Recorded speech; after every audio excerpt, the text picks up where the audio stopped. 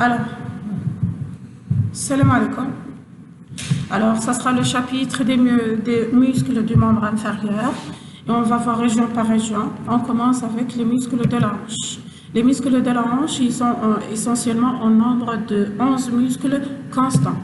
Alors, ça se dispose en deux groupes d'après leur situation par rapport à l'articulation coxo-fémorale. Le groupe antérieur, c'est l'ensemble des muscles situés en avant de l'articulation coxo-fémorale. Ils sont représentés par deux muscles, un qui est constant et volumineux important, c'est l'iliopsoas, appelé anciennement psoas iliaque, et l'autre inconstant, c'est le petit psoas.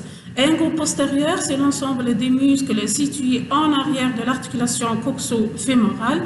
C'est évidemment c'est le groupe le plus important et le plus puissant. Il forme ce qu'on appelle la région glutéale, ou bien ce qu'on appelait anciennement, c'est la région fessière, formée par des muscles disposés en deux plans. Le plan superficiel, c'est les trois muscles fessiers, bien muscles glutéaux que vous connaissez, avec le quatrième, c'est le tenseur du fascia lata. Un plan plus profond, c'est le pelvis trochanterien. Les pelvis trochanteriens, sont ces muscles qui ont comme commun l'origine et la terminaison. L'origine, c'est sur le pelvis, la ceinture pelvienne. La terminaison, c'est sur le grand trochanter. Ils sont placés juste en arrière, puisque c'est profond, ils sont juste en arrière de l'articulation coxo-fémorale. Et comme comment aussi, ils ont comme fonction commune, c'est la rotation latérale. L'énervation, ils sont tous, presque le plan postérieur est tout en totalité innervé par le muscle, à part le plexus sacral, à part un seul muscle qu'on va voir qui est l'obturateur externe. Alors, on va commencer avec le groupe antérieur, l'iliopsoas. Alors l'iliopsoas, en réalité, c'est un muscle fait de, sont deux muscles séparés d'origine, comme vous voyez ici. On a le psoas qui s'insère sur le rachis et l'iliaque qui s'insère sur l'os coxal. Et ils ont une terminaison commune qui se fait sur le fémur. Comme vous voyez, l'origine est profonde. Alors on a le psoas. Le psoas, il s'insère sur le rachis, sur la colonne vertébrale de T12 jusqu'à L5. Mais il faut préciser, l'insertion, elle est double.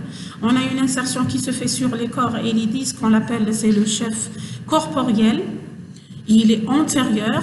Et un chef postérieur qui s'insère sur les apophyses transverses des vertèbres lombaires, ce qu'on appelle aussi les processus costifères.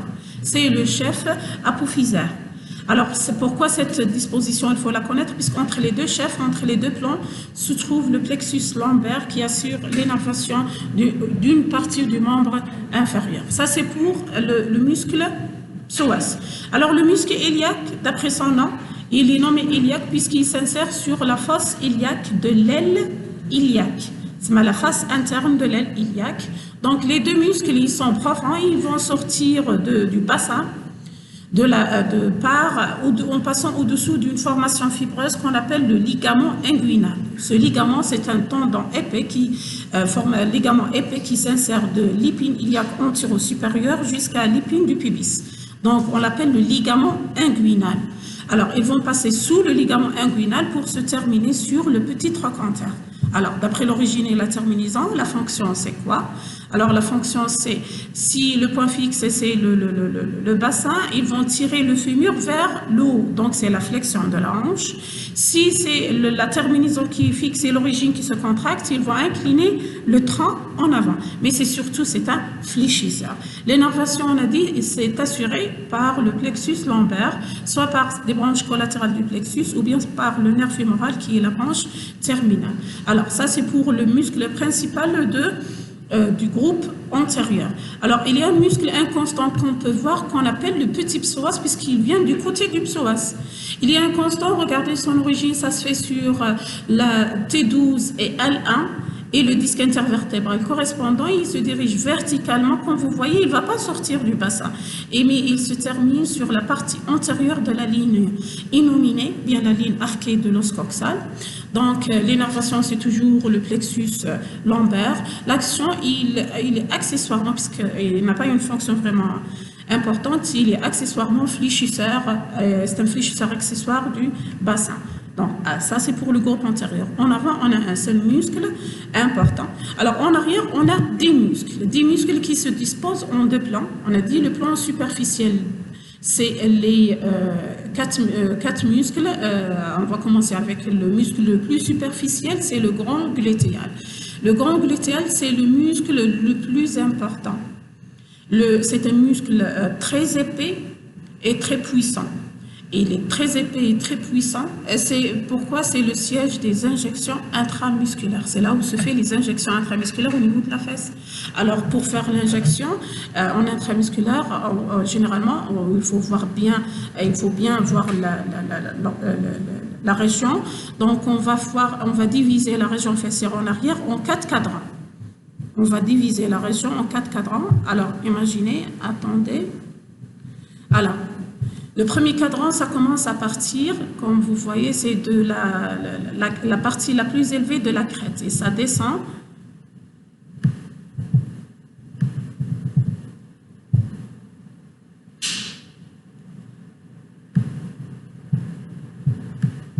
Ça descend verticalement. Ça, c'est la ligne verticale, descend verticalement du point le plus élevé. Alors, l'autre ligne, il faut voir la région, il y a un sillon interfessier, c'est de la partie la plus élevée du sillon interfessier, c'est la ligne transversale. Ça va diviser la région en 4 cadrans. Alors, en 4 cadrans, les injections donc, ne doivent pas se faire dans ce cadran. Il est inféro-médial, mais ça se fait dans ce cadran. Ça se fait dans le cadran supéro-latéral. C'est là où se fait les injections. Alors, ça, c'est pour une information. Donc, pour l'origine du muscle grand fessier, alors, l'origine, il s'insère sur la crête iliaque, la partie postérieure de la crête iliaque, sur la surface glutéale, là où s'insèrent les muscles glutéaux, en arrière de la ligne glutéale postérieure, sur le bord latéral du sacrum et la crête sacrée latérale. Tout ça, donc, c'est son origine. Il se dirige en dehors pour se terminer en 2 plans. Tellement il est épais, le plan superficiel il se termine sur cette formation fibreuse qu'on va la voir. C'est un épicissement du fascia fémoral qu'on appelle le tractus iliotibial. Tractus iliotibial, donc le plan superficiel se termine sur le tractus iliotibial. Le plan profond se termine sur la ligne âpre. Normalement, sur une région que vous connaissez, c'est sur la tibérosité glutéale, la trifurcation latérale de la branche latérale de la trifurcation de la ligne âpre. C'est pour le plan profond, le grand fessier. Quand on enlève le grand fessier, donc on ne va pas reprendre. La fonction, c'est un extenseur et rotateur latéral du bassin. L'énervation, branche collatérale du plexus sacral. On a dit ils sont tous énervés par le plexus sacré. Alors, quand on enlève le grand fessier, on va voir tout le plan profond, tout le reste des muscles. Donc, tellement il est épais et volumineux, il couvre tous les muscles. Il va couvrir toutes les régions, toute la région. Il protège un nerf important qui est juste au-dessous, le nerf le plus volumineux du corps humain, qui est le nerf sciatique. C'est juste au-dessous. C'est pour ça l'injection ici, elle est risquée. On risque de toucher, puisque c'est à ce niveau-là que va sortir le nerf sciatique et descendre dans la région postérieure de la cuisse. Alors, dans le même plan du grand fessier, bien grand glutéal, mais en avant, ça c'est une vue latérale, se trouve le tenseur du fascia lata. Alors, d'après son nom, c'est un tenseur, il va tendre le fascia lata. C'est quoi le fascia lata? C'est le fascia fémoral superficiel.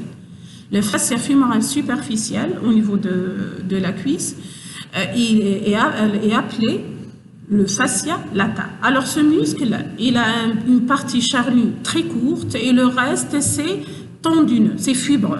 Alors la partie charnue, ça s'insère comme vous voyez, surtout c'est sur l'épine iliaque antéro-supérieure et la partie tout antérieure de la crête iliaque, le bord supérieur de l'os coxal. Et les fibres se dirigent en arrière pour se continuer par cette formation fibreuse qu'on appelle le tractus iliotibial, ou bien ce qu'on appelait anciennement la bandelette de Meissner. D'après son nom, c'est quoi au juste ce tractus? C'est un épicissement du fascia fémoral. Épicissement latéral du fascia fémoral qui commence de la crête iliaque, c'est pour ça c'est un tractus ilio, pour se terminer sur le tibia, sur la face antérieure du condyle latéral du tibia. sur la face latérale du condyle latéral du tibia. Donc, c'est pour ça, c'est le tractus ilio-tibia. Donc, on peut dire que le tenseur du fascia lata, ça commence de l'os coxal pour se terminer sur le tibia. C'est ce qui explique sa fonction. En plus de tenseur du fascia lata, il maintient le fascia fémoral tendu. C'est surtout, il participe puisque ça se termine en avant, il participe accessoirement à l'extension de la jambe. À l'extension de la jambe. Ça, c'est le plan antérieur, bien le plan superficiel. Le plan superficiel. Alors, au-dessous, on va trouver le moyen glutéal, bien le moyen fessier. Avec le petit fessier, ils ont la même fonction, même origine. Donc, c'est de la surface glutéale vers le grand trochanter. Alors, le moyen, on a déjà parlé de ça quand on a parlé de la surface glutéale. Ça s'insère entre les deux lignes glutéaux, la ligne antérieure et la ligne postérieure.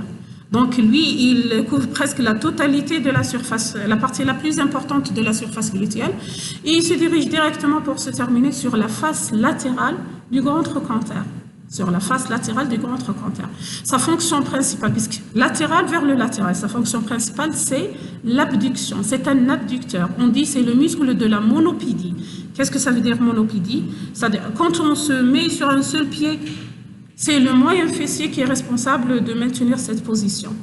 C'est le muscle de la monopédie. Alors, en plus de ça, regardez, il est large en haut, il se termine, on peut en distinguer des fibres antérieures qui vont tirer le fémur vers le dedans, c'est des rotateurs médiaux, donc responsables de rotation médiale. Les fibres postérieures, ils vont tirer le fémur en dehors, c'est pour la rotation latérale. Donc, il est essentiellement abducteur. Et par ses fibres antérieures rotateurs médiales, par ses fibres postérieures rotateurs latérales. Pour l'innervation, c'est toujours le plexus sacral. Au-dessous, c'est le petit fessier. C'est le plus profond, le plus petit, donc et le plus antérieur. Il s'insère sur le reste de la surface glutéale, donc en avant de la ligne glutéale antérieure, et il se dirige vers la face antérieure, bien le bord antérieur du grand trochanter. Le bord antérieur du grand trochanter, sa fonction est la même que le moyen fessier ou bien le moyen glutéal. C'est un abducteur. Il participe par ses fibres supérieures, antérieures plutôt, à la rotation médiale et ses fibres postérieures à la rotation latérale. Ça, c'est pour le plan superficiel. Pour le plan superficiel de la région glutéale. Alors, pour le plan profond, il est formé de ces muscles, comme vous voyez ici. Juste, c'est dans le même plan que le petit fessier. Sont ces muscles superposés de haut en bas.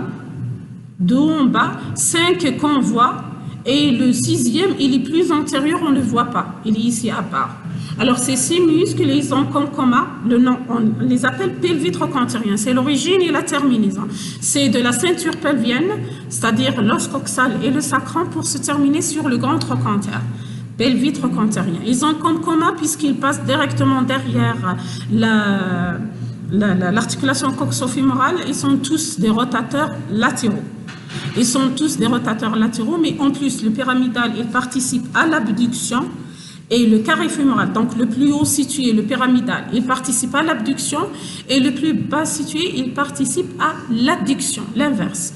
Et comme commun, pour ne pas reprendre, ils sont tous énervés par des branches collatérales du plexus sacral, à part l'obturateur externe qui est énervé par le nerf obturateur branche du plexus lombaire.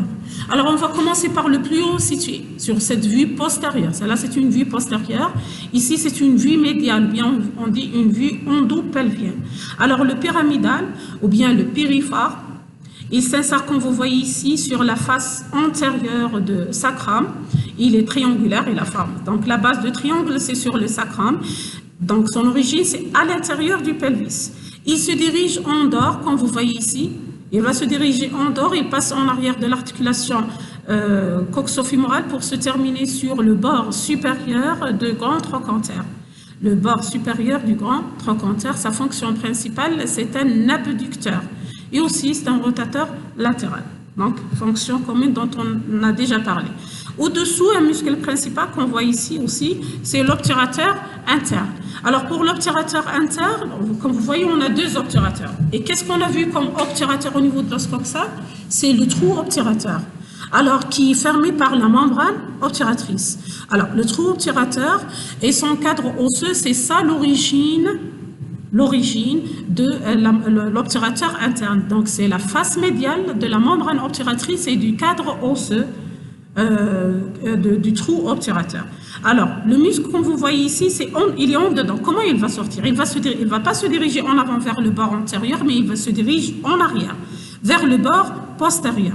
Arrivé, on regarde, donc si vous connaissez bien le bord postérieur, on a ici, c'est la grande échancrure sciatique par laquelle va sortir le piriforme, puis on a l'épine sciatique, puis on a la petite échancrure sciatique, puis vient la tuberosité. Oui ou non? Alors lui, il va sortir par la petite échancrure sciatique. On regarde la petite échancrure et il va se réfléchir à angle droit pour se diriger directement vers, on va voir l'image précédente qu'on voit ici, à angle droit pour se diriger vers le grand trochanter où il se termine sur la face médiale, précisément sur la fosse trochantérique, la fossette digitale ou bien la fossette trochantérique sur la face médiale. Ça, c'est l'obturateur interne. Alors, la fonction, c'est un rotateur latéral. Pour deux autres muscles, on les appelle les jumeaux, supérieur et inférieur, puisqu'ils vont être satellites des bords supérieurs et inférieurs de l'obturateur interne. Alors, l'obturateur interne, si vous en souvenez, on a dit il va sortir par la petite échancrure sciatique. Au-dessus, c'est l'épine sciatique et au-dessous, c'est la tuberosité sciatique ou bien ischiatique. Alors, sur ces deux éléments vont s'insérer les jumeaux. Le jumeau supérieur sur l'épine sciatique et il va suivre le bord supérieur de l'obturateur interne. Le jumeau inférieur sur la tuberosité sciatique et il va suivre le bord inférieur de l'obturateur interne. Ces deux muscles vont se terminer sur le tendon terminal de l'obturateur interne qui se termine sur la face médiale du grand trochanter. Donc, même fonction et même origine, c'est la rotation latérale et l'innervation, c'est toujours le plexus sacral. Donc ça, c'est pour les deux jumeaux qui sont satellites de l'obturateur interne. Après, donc, les jumeaux, le dernier qu'on voit ici, au-dessous du jumeau inférieur, qu'on voit, c'est le carré crural. Carré crural, bien le carré fémoral. Carré crural, anciennement, bien carré fémoral. On l'appelle carré puisqu'il a la forme d'un carré. Son origine, regardez, c'est sur la tuberosité ischiatique. Le bord antérieur de la tuberosité ischiatique et les fibres se dirigent presque transversalement pour se terminer sur la face postérieure du grand trochanter, sur une crête qu'on appelle la crête du carré fémoral. Le tubercule, bien la crête du carré fémoral qui descend verticalement à partir de la crête intertrochantérique. Donc, ça se termine sur une crête propre. Ça, c'est une vue antérieure. Une vue antérieure où on voit l'obturateur externe qui est en avant et le carré fémoral qui est en arrière. Alors, le carré fémoral, toujours, c'est un rotateur, mais en plus, c'est le seul qui a une fonction accessoire, participe donc à l'adduction, c'est-à-dire le rapprochement du fémur, de la hanche vers l'axe du corps. Plutôt de la hanche vers l'axe, du fémur vers l'axe du corps. Alors, en dernier, dans le groupe postérieur, c'est l'obturateur externe. L'obturateur externe, c'est le même origine que l'interne, mais c'est sur la face, c'est l'inverse, c'est sur la face externe. C'est sur le cadran, la face externe du cadre osseux du trou obturateur, bien trou obturé, et la face externe de la membrane obturatrice. Alors, les fibres se dirigent en dehors, en arrière de l'articulation coxofémorale pour se terminer toujours sur la face latérale, la face médiale du grand trochanter dans la fossette digitale, bien la face trochantérique. La fosse trochantérique, la fonction toujours, c'est un rotateur latéral, mais ici, l'innervation, il fait l'exception, c'est le seul qui est innervé par une branche, le nerf obturateur, branche qui provient du plexus lombaire. Tout le reste, c'est à partir du plexus sacral. Ça, c'est pour la région fessière. La région fessière, donc, on a principalement 11 muscles. Si on compte le psipséois, ça sera 12. Mais un qui est en avant de l'articulation coxofémorale, le groupe antérieur, c'est un fléchisseur de la hanche. de l'articulation coxo-fémorale et 10 qui sont en arrière. 10 en arrière, un plan profond est juste en contact, juste en arrière de l'articulation, c'est les pelvitrocontériens. Tous c'est des rotateurs latéraux et un plan superficiel fait d'extenseurs et d'abducteurs qui sont les muscles fessiers. Alors, on va passer à la deuxième région. On passe donc aux muscles de la deuxième région, c'est les muscles de la cuisse. Les muscles de la cuisse, ça se dispose, ici on a beaucoup de muscles par rapport au bras, et on a 3 groupes musculaires, mais 2 loges. Groupe musculaire d'après la fonction et 2 loges. Alors on a une loge antérieure et une loge postérieure séparées nettement par des septums intermusculaires médial et latéral. Dans la loge antérieure, on trouve un groupe musculaire antérieur. Dans la loge postérieure, on va trouver 2 groupes. En dedans, un groupe médial et en dehors et un peu en arrière, c'est le groupe postérieur. Donc, 3 groupes musculaires. Pour l'énervation, la loge antérieure, le groupe antérieur et le groupe médial, ils sont sous la dépendance du plexus lombaire. Le groupe antérieur, il est énervé par le nerf fémoral, branche terminale du plexus lombaire. Le groupe médial, il est énervé par le nerf obturateur, branche terminale toujours du plexus lombaire. Alors que le groupe postérieur, lui, il est énervé par le nerf sciatique, branche terminale du plexus sacral. Alors ça, c'est pour la terminaison. Alors, on va commencer avec le groupe antérieur. Le groupe antérieur, il est formé par 3 muscles. Il est formé par 3 muscles.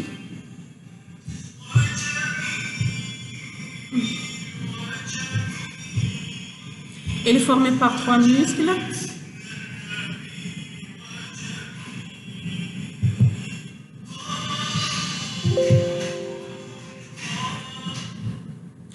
Donc, une minute.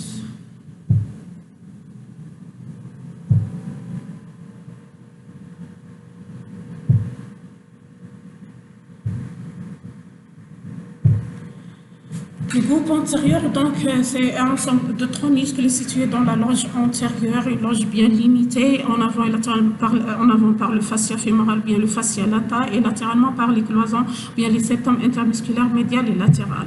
Alors, ces 3 muscles on a, comme vous voyez ici, on a le sartorius.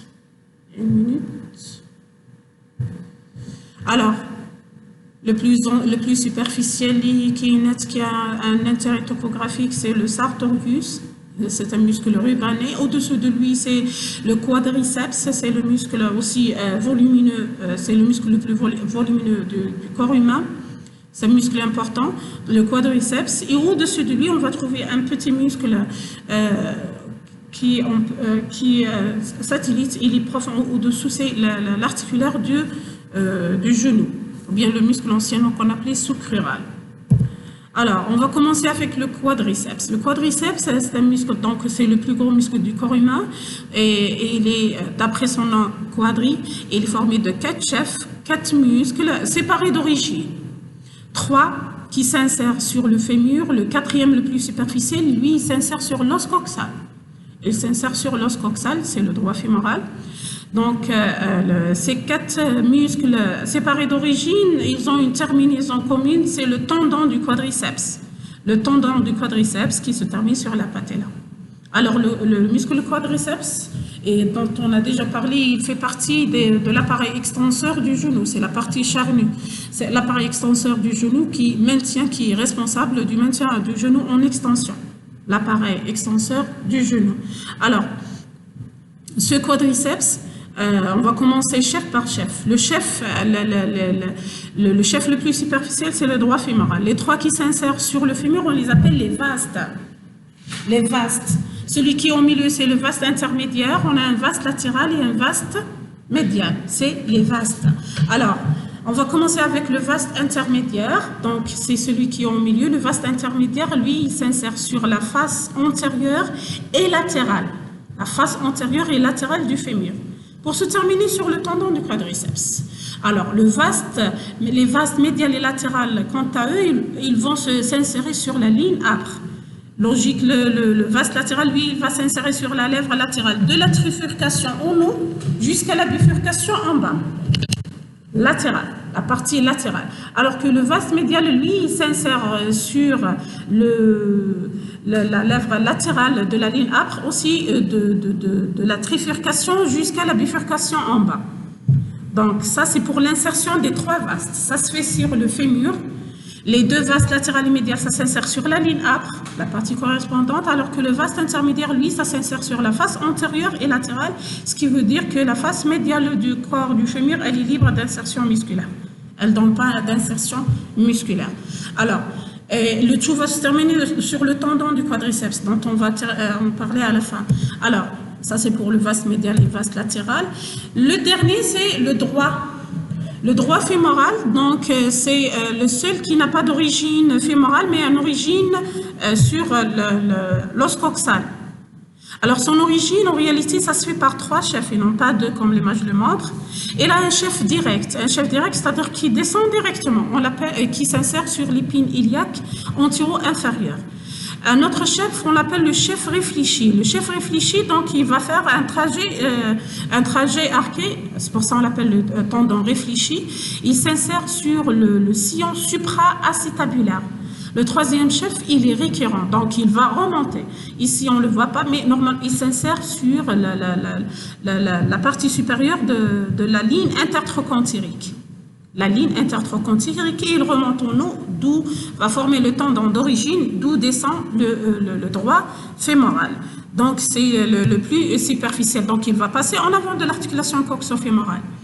Alors, pour se terminer sur le tendon du quadriceps, une lame tendineuse commune pour les quatre chefs. Cette lame tendineuse, comme vous voyez, ça va se terminer où? Le tendon du quadriceps, il se termine sur la base de la patella et sur les bords latéraux. Ça, c'est par des fibres directes. Certaines fibres, on les appelle des fibres croisées. Ils vont croiser la face antérieure de la patella pour se terminer sur le bord latéral contre latéral ou bien pour descendre jusqu'à la tuberosité tibiale. Et ils vont se continuer par le tendon patellaire, donc par des fibres directes et par des fibres croisées. L'essentiel, ça se termine sur la base, les bords latéraux, et ça va passer en avant, surtout pour le droit fémoral, en avant de la patella pour se continuer avec le ligament patellaire jusqu'à la tuberosité tibiale. Alors, pour l'énervation, c'est le nerf du quadriceps, branche terminale du nerf fémoral. Pour l'action, c'est son détenseur. Comme on a déjà dit, c'est un extenseur de la jambe. C'est un extenseur de la jambe. Et aussi pour le droit fémoral, bien le droit fémoral, puisqu'il passe en avant de la cuisse, il est fléchisseur, en avant de la hanche plutôt, il est fléchisseur de la cuisse. Il est fléchisseur de la cuisse. Alors, après le groupe antérieur, on va passer, plutôt toujours dans le groupe antérieur, on va passer au plan superficiel, c'est le sartorius. Le sartorius, c'est un des muscles qu'on appelle muscle biarticulaire. Qu'est-ce que ça veut dire un muscle biarticulaire? C'est un muscle qui va passer en totalité en avant ou bien en arrière de deux articulations. Donc il est responsable de mobiliser. Il est responsable de mobiliser deux articulations.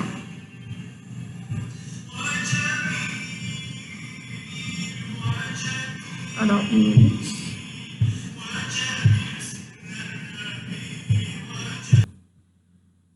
Alors, on reprend.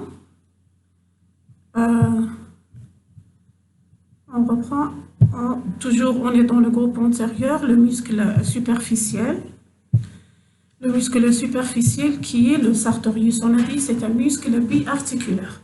C'est un muscle biarticulaire. Qu'est-ce que ça veut dire un muscle biarticulaire? C'est un muscle qui va mobiliser deux articulations, puisqu'il va passer en regard de deux articulations.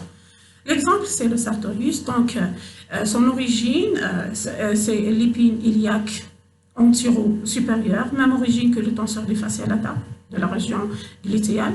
Alors, de son origine, il a un trajet, son trajet il n'est pas rectiligne, donc il se dirige en bas et en dehors. Donc, il va descendre tout au long de la cuisse, la face antérieure, puis la face médiale. Arrivé au niveau du genou, il va passer derrière le genou pour se terminer enfin sur la face médiale, la partie toute supérieure, rugueuse, de la face médiale du tibia qui est normalement libre d'insertion musculaire, sauf cette partie. Alors, il va passer en avant de la hanche, donc c'est un fléchisseur de la hanche, et il va passer en arrière du genou, c'est toujours un fléchisseur de la jambe, du genou. Donc, il va mobiliser ces deux articulations. Son innervation, on a dit, c'est la loge antérieure, toute la loge, c'est le nerf fémoral.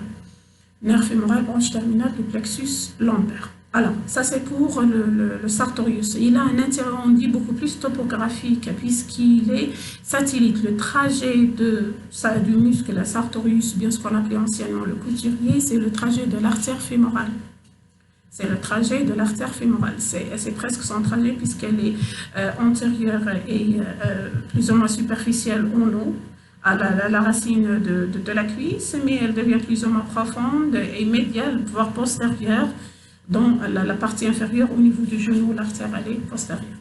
L'essentiel, ça c'est pour le sartorius, le deuxième muscle. Le troisième muscle, dans le groupe antérieur, c'est un muscle qu'on peut dire, d'après son nom, on l'appelle l'articulaire du genou, puisqu'il a une relation avec l'articulation du genou, avec la capsule précisément de l'articulation du genou.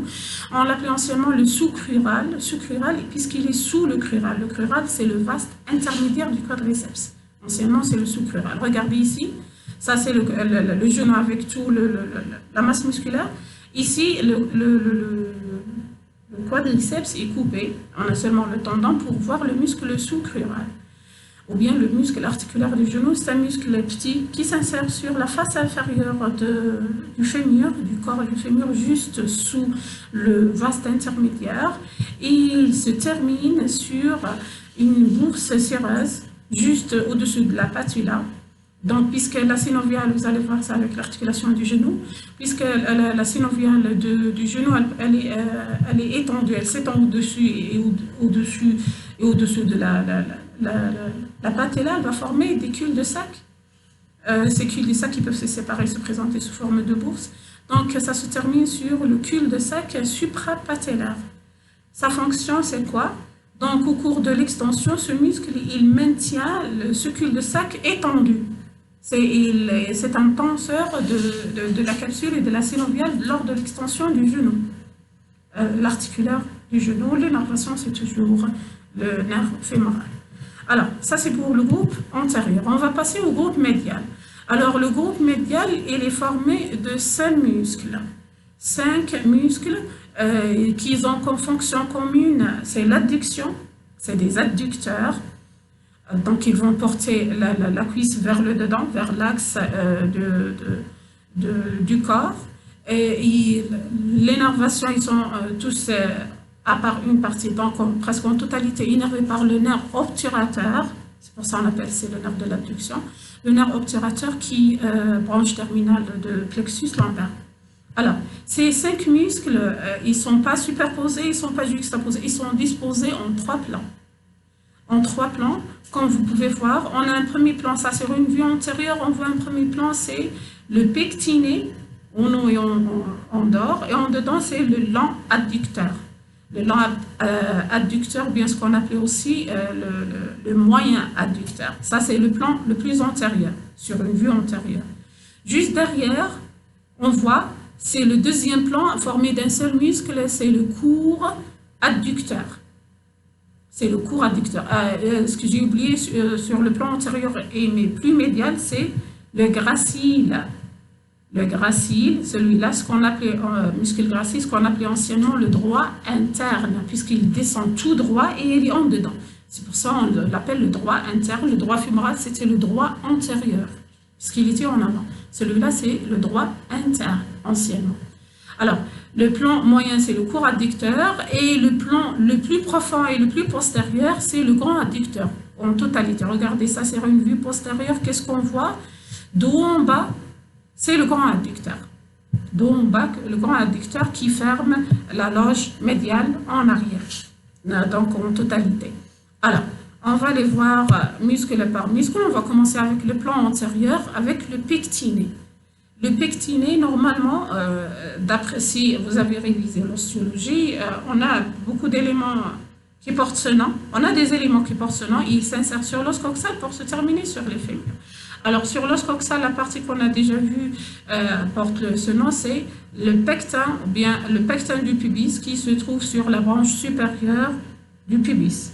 Alors, du pubis, le muscle pectiné se dirige en dehors pour se terminer sur la branche médiane de la trifurcation de la ligne âpre sur la crête pectinéale. Ça, c'est pour le premier.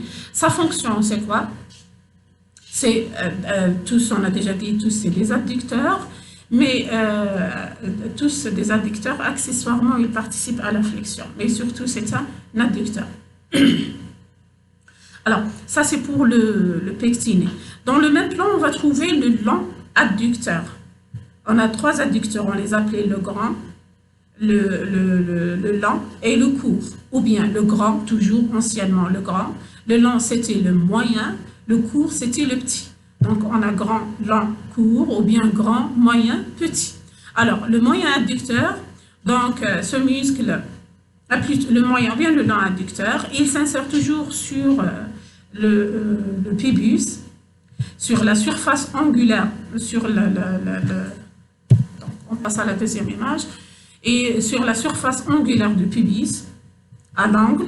Donc, il se dirige en dehors, il va s'étaler pour se terminer dans l'interstice, comme vous voyez ici, l'interstice de la ligne âpre, la partie moyenne, le tiers moyen de l'interstice de la ligne âpre. Il a comme fonction, c'est un adducteur. Essentiellement, c'est l'adduction, l'innervation, c'est le nerf obturateur. Ça, c'est dans le même plan que le pectiné.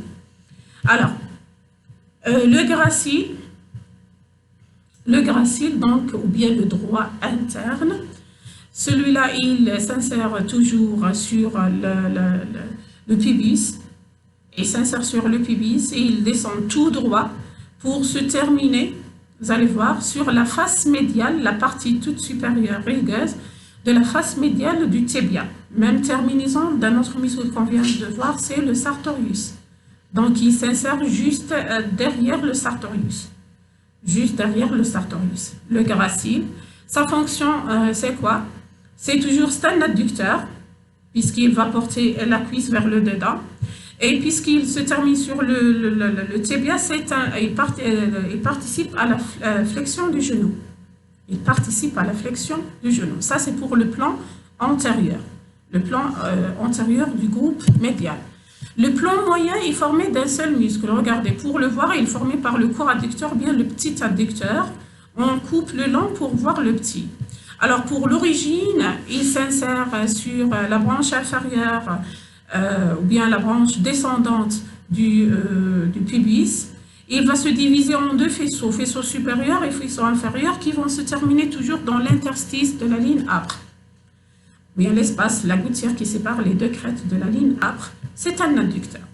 Donc, après le pectiné et le long, juste derrière se trouve le court adducteur.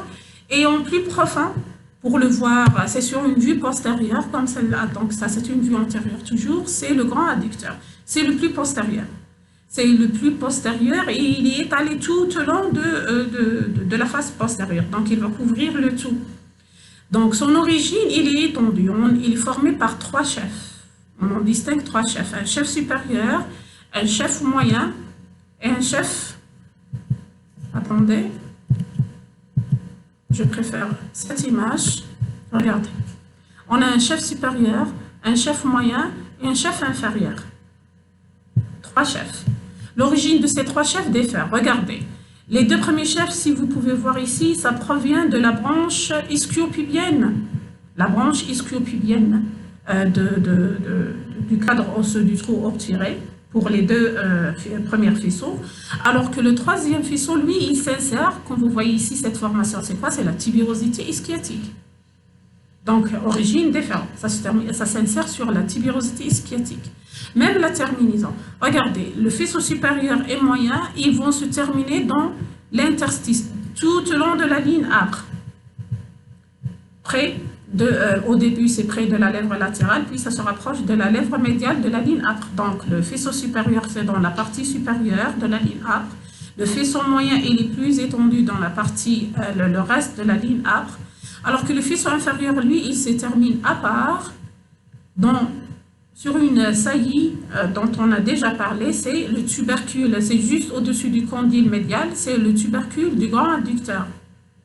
Donc, sa terminaison, elle est à part. Ça ne se fait pas sur la ligne âpre, mais ça se fait sur l'épicondyle médial, sur le tubercule du grand adducteur. C'est là où il se termine. Donc, il va aménager un espace, comme vous voyez ici, entre le faisceau moyen et le faisceau inférieur. Cet espace, on revient à l'image, regardez, ça c'est le faisceau moyen, plutôt le faisceau inférieur, ça c'est le faisceau moyen et ça c'est le faisceau supérieur. Alors, entre le moyen et l'inférieur, on a un espace. Cet espace, il va être remodelé en un orifice osteo-fibreux qu'on appelle l'hiatus tendineux de l'adducteur, bien l'hiatus, bien l'orifice du grand adducteur. Cet orifice, on va le voir, il a un intérêt, c'est par là où va passer. On a dit l'artère fémorale, elle est à ce niveau-là, antérieure. Elle va devenir postérieure derrière le genou, elle va passer par cet orifice pour passer en arrière du genou. Donc, elle va devenir postérieure, elle se termine à ce niveau-là. L'artère fémorale se termine à ce niveau-là pour devenir postérieure et donner l'artère poplitée. Donc, ça, c'est pour le grand adducteur. Pour sa fonction, c'est l'adduction, c'est évident. Mais pour l'énervation, il faut préciser, on a dit, c'est pour le nerf obturateur. Mais on a le chef, le faisceau inférieur, il a une origine à part, il a une terminaison à part par rapport aux deux premiers chefs. Même l'énervation, elle est à part, il est énervé par le nerf sciatique. Il est énervé par le nerf sciatique et non pas le nerf obturateur. Alors ça, c'est pour le groupe médial. Le groupe postérieur. Alors, le groupe postérieur, il est formé de trois muscles. Qu'est-ce qu'ils ont comme commun ces muscles? Leur nom, c'est d'après leur nom, les ischio-jambiers. L'origine, c'est la tuberosité ischiotique pour les trois. La terminaison, pour les trois, c'est le squelette de la jambe. Ça ne va pas se terminer sur la cuisse, mais au niveau de la jambe. Ça va passer derrière le genou pour se terminer sur la jambe. Alors, c'est pour ça l'origine commune, la terminaison plus ou moins commune. Donc, de la tuberosité sciatique vers le squelette de la jambe. Alors, l'énervation, toujours, elle est commune. C'est le nerf sciatique. La fonction, elle est aussi commune. C'est quoi? Presque. Donc, ils vont passer derrière, d'après l'origine, regardez, ils vont passer derrière l'articulation coxo-fémorale. Donc, c'est des extenseurs de la hanche. Et ils vont passer derrière le genou, donc c'est des fléchisseurs du genou. C'est des muscles biarticulaires. Ces trois muscles-là sont des muscles biarticulaires parce qu'ils vont mobiliser deux articulations. Extenseurs de la hanche et des fléchisseurs du genou. On a donc en latéral un seul muscle, c'est le biceps, il est en dehors. En dedans, deux muscles superposés. En profondeur, c'est le semi-membraneux qui est couvert par le semi-tendineux. Alors, on va commencer par la partie médiale, les muscles médiaux, et le plus profond, c'est le semi-membraneux. Le semi-membraneux, l'origine, toujours, tuberosité sciatique, et il descend presque donc verticalement, il est médial pour se terminer au niveau du tibia. Sa terminaison, ça se fait par trois tendons. Un tendon direct qui se termine juste sur la face postérieure du condyle médial du tibia. C'est le tendon direct, c'est un trajet, la terminaison normale. L'autre tendon que vous voyez ici, il remonte. Un trajet récurrent, c'est un tendon récurrent. Et il remonte pour se terminer juste derrière l'articulation du genou, au niveau d'une formation que vous allez voir qu'on appelle la coque condylienne. C'est pour ça, il participe à former les ligaments postérieurs du genou, on l'appelle le ligament poplité oblique. Ce tendon récurrent, c'est le ligament poplité oblique. Donc, parmi les moyens d'union de l'articulation du genou. Le troisième tendon, c'est celui-là que vous voyez, il va contourner le condyle médial derrière vers l'avant dans une gouttière creusée sur ce condyle. On l'appelle le condyle, plutôt, on l'appelle le tendon réfléchi. Donc, le semi-membraneux se termine derrière le condyle médial du tibia par 3 tendons. Direct qui se termine sur la face postérieure, récurrent qui remonte vers le genou dans un trajet oblique qu'on appelle le ligament oblique, poplité oblique, et réfléchi qui va contourner derrière en avant le condyle médial du tibia. Alors ça, c'est le semi-tendineux. La fonction, on en a déjà parlé, extenseur de la hanche, fléchisseur du genou. Et l'énervation, c'est le nerf sciatique. Au-dessus plutôt de lui, on va trouver le semi-tendineux. Semi-tendineux, l'origine, c'est la tuberosité sciatique.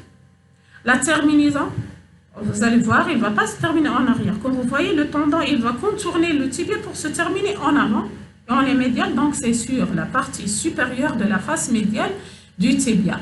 Là où s'est terminé le sartorius et le gracile. C'est là où va se terminer aussi, juste derrière le sartorius et au-dessous de gracile, le semi-tendineux. Alors, sa fonction, c'est toujours extenseur de la hanche et fléchisseur du genou. L'énervation, c'est le nerf sciatique. Le troisième muscle dans ce groupe-là, c'est le biceps fémoral. Ce muscle-là, l'origine, c'est un biceps. C'est un biceps, donc il doit y avoir 2 chefs, oui ou non? Alors, un chef qui porte, ou sur lequel s'applique la nomenclature ischio-jambier, puisqu'il commence de la tuberosité sciatique. C'est le chef long. Et c'est le plus superficiel, c'est lui qu'on voit. Le chef long qui commence de la tuberosité sciatique. Et il descend. Le deuxième chef, il est court. Puisqu'on a un chef long, logiquement, le deuxième chef, il est court. C'est le chef court du fémur. Lui, où est-ce qu'il s'insère? Il s'insère sur... chef court de biceps plutôt fémoral, il s'insère sur le fémur, sur la partie inférieure de la lèvre latérale du fémur.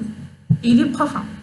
Alors, les 2 chefs, ils vont se réunir par un tendon commun pour se terminer sur l'extrémité proximale, sur l'apex précisément, sur l'extrémité proximale de la fibula, sur la tête de la fibula. C'est pour le biceps. La fonction, c'est toujours extenseur de la hanche, fléchisseur du genou. Fléchisseur du genou. Ça, c'est pour le groupe postérieur. Alors cette image, c'est une image de dissection sur cadavre où on peut voir nettement, regardez, ça c'est le sartorius. Au-dessus du sartorius, ça c'est les chefs du quadriceps. On peut voir nettement le droit antérieur, bien droit fémoral, droit crural, le vaste latéral, vaste médial. Ici, le même muscle qui s'insère sur l'épine iliaque antéro-supérieure, c'est le tenseur du fascia lata qui se dirige en arrière.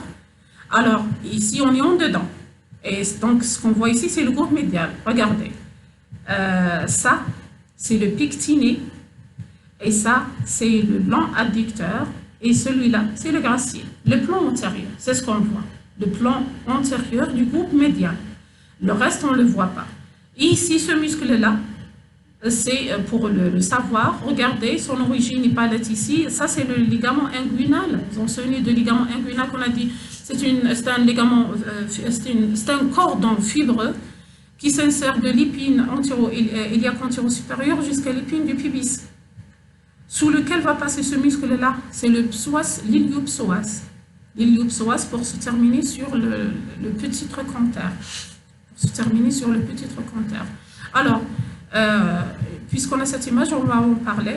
À ce niveau-là, regardez ce triangle. Vous pouvez voir ce triangle. Alors, je vais faire le stylo pour schématiser. Regardez. Alors, ce triangle-là,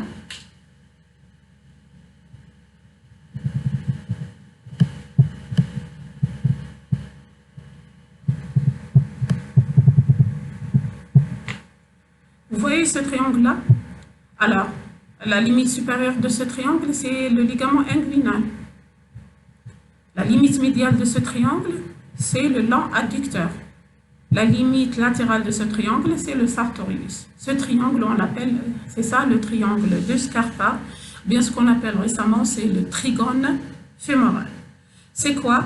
C'est une région topographique située en avant, dans la partie antéromédiale de la hanche. Oui ou non? C'est là où va passer le paquet vasculo-nerveux du membre inférieur, formé par l'artère fémorale, la veine fémorale et le nerf fémoral. Les éléments vasculo-nerveux principaux. Donc, fémoraux, ils vont passer dans cette région, ils sont plus ou moins superficiels, puisque, comme vous voyez, alors, puisque cette région, elle est couverte seulement par le fascia. On va le voir avec l'artère fémorale. Alors, et à la prochaine.